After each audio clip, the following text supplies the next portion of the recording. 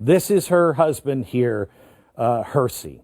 They're dancing. They're so happy. But it's a faith marriage, so I'm not sure the dancing happened yet.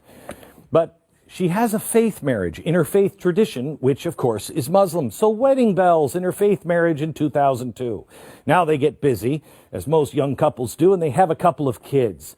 But then things turn out a little sad. Yes, the home that they had built together, with the heart over the door, turns out that they have to have a faith divorce. Now, I don't know how you get a faith divorce, but they got one. So they get a faith divorce. I don't know who kept the faith kids or what happened. But then just a few months later, in 2009, it's marriage bells again. And this time she has a legal marriage to Elmi. And it's a faith marriage too, except this time it's not Islam, it's Christian. She has a Christian minister do the ceremony, even though her husband, her, and her ex-husband are all Muslim. Okay, that's not weird at all, because they honeymoon at college at North Dakota State University. Now, you might ask yourself, yes, but where was their love nest? Well, their love nest is really kind of interesting. Here's the documentation, by the way, of the second marriage here. This is the application. Here's their actual marriage certificate. And where do they live? Well, we have here the document from the university showing that her and her new husband, Elmi, went to school together. But they lived in this house.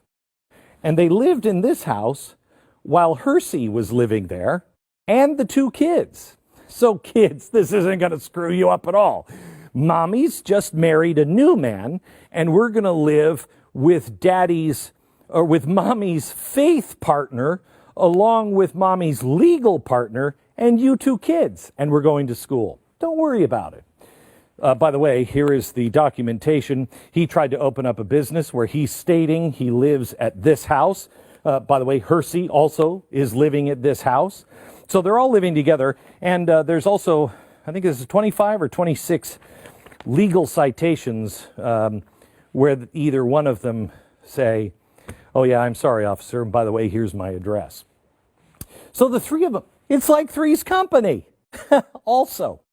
So they're here, and then they go to college, and then in 2011, they graduate. Now here's what's so sad about this. The same year they graduate, she separates from Elmi. It's another sad, well, these are tough years, college years. Who knows what they were doing? Because they're not Muslim.